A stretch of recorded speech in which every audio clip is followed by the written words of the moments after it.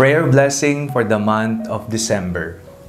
Natapos na po ang buwan ng Nobyembre at tayo po ay magsisimula na sa panibagong buwan, ang natitirang buwan ng taong 2023, ang buwan ng Disyembre. Ano po ang mga hinihiling ninyo sa Panginoon sa natitirang buwang ito? Habang tayo po ay nananalangin, ibulong po ninyo sa Diyos kung ano ang iyong mga prayer requests sa buwang ito. Sa ngalan ng Ama, ng Anak, at ng Espiritu Santo.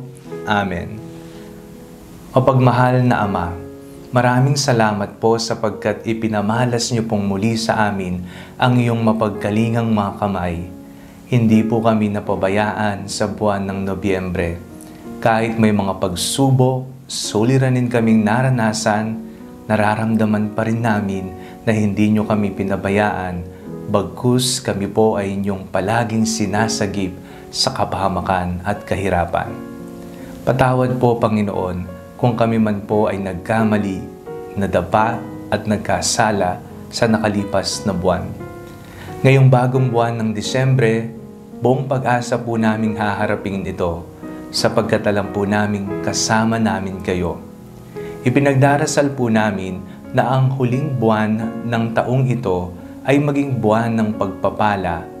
Ngayong buwan na kung saan gugunitain namin ang pagsilang ng manunubos.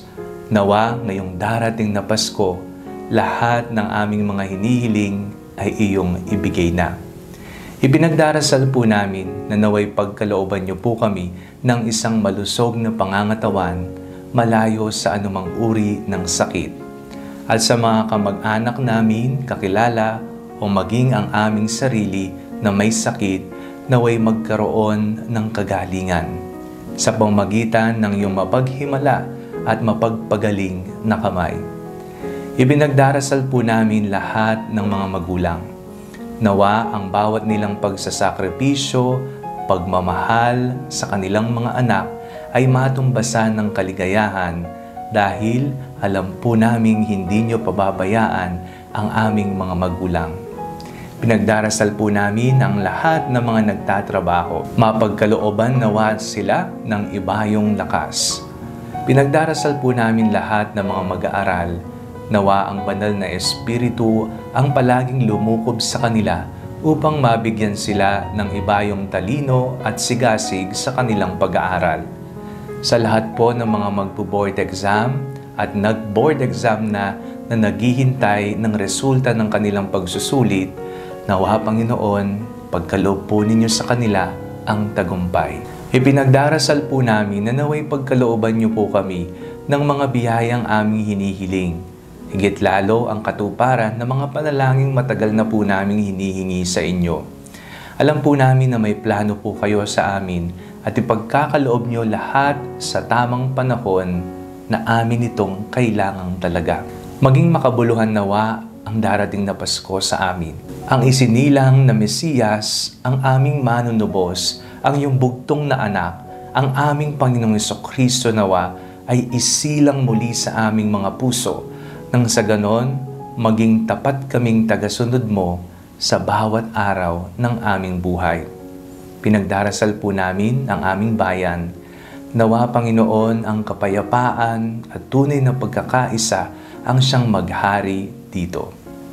Panginoon, isinusuko namin ang natitirang buwan sa iyo. Alam namin na hindi niyo kami pababayaan at palagi niyo po kaming tutulungan.